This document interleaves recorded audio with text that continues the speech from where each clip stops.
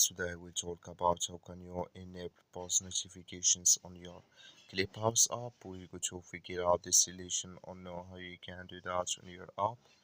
So all you have to do, so you just follow this ways, then it's going to work with you. So you just go above here your photo profile, click on it.